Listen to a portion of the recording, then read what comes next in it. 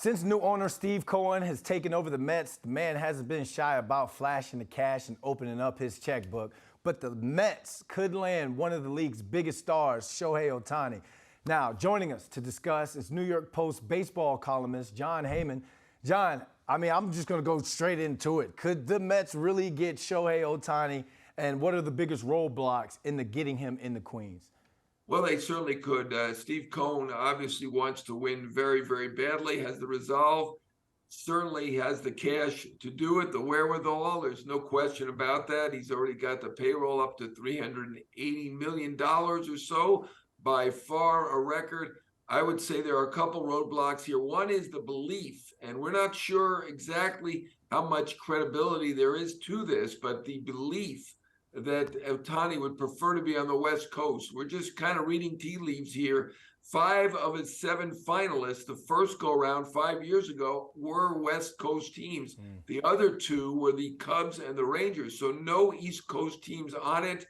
My understanding is he did tell one high-ranking executive with the team that he did not want to be in New York. That was 5 years ago. Tastes change. He's been around the league for 5 years. Maybe he's grown to love New York. Or maybe, in this instance, it's more going to be about the money than anything else. It wasn't the first time, and I give him credit for that. He could have delayed his stay over here and come later as a free agent and made money earlier, but came when he wanted to show that he can be a hitter and a pitcher too, and he's done both spectacularly well. The other roadblock is, potential roadblock, the Steve Cohen tax, the fourth-tier tax.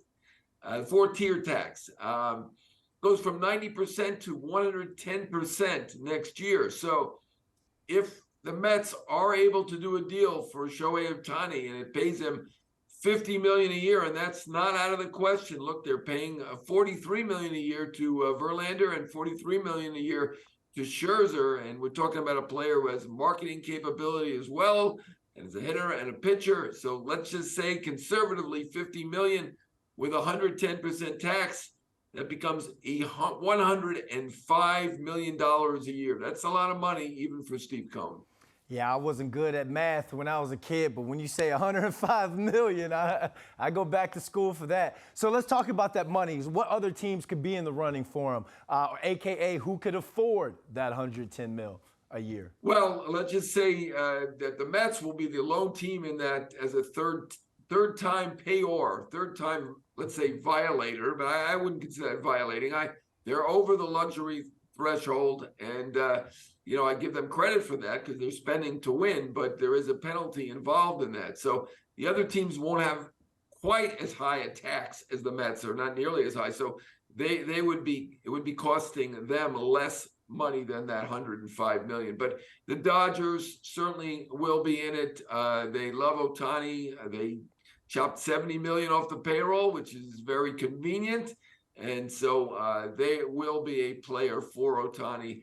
The Padres, got to consider them a threat with anybody at this point, who thought they'd have 5 superstars on their team. Incredible job by them. The Giants, obviously, we know they tried for Judge. They tried for Correa. They've got the money. They've had a good business sense, and they have the willingness to do it. They tried last time. So, and the Angels, we're not going to count them out. They'll certainly want him back. So I think the biggest threats are going to be those West Coast teams, but you can see Texas going there. You can see the Cubs, which 2 of the finalists for Ohtani the last time. So going to be the West Coast, Texas, the Cubs, and we'll see about the Mets. But those would be the early, and we're talking very early morning line favorites. Well, we're going to be following you with updates throughout the course of the season for Ohtani signings. But let's talk about the Mets signings now. It's official. They've signed Jeff McNeil to a 4-year, $50 million deal. Can you grade that deal for us? It's hard to grade any deal with the Mets. I mean, we love the fact that they've kept McNeil $50 million. I think it's a fair deal for both sides. The one question, again, with the Mets, that 110% tax they're going to start paying next year. He's got a $15.75 million salary the last 2 years of that deal. And the tax at $110 million puts that at about $33, $34 million a year for Jeff McNeil.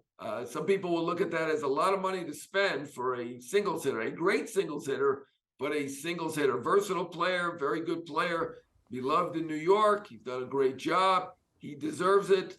Just the question again, is he worth it with that tax? The Mets really have no choice, though. They are over that threshold by quite a bit. And there's no end in sight in terms of coming under that threshold.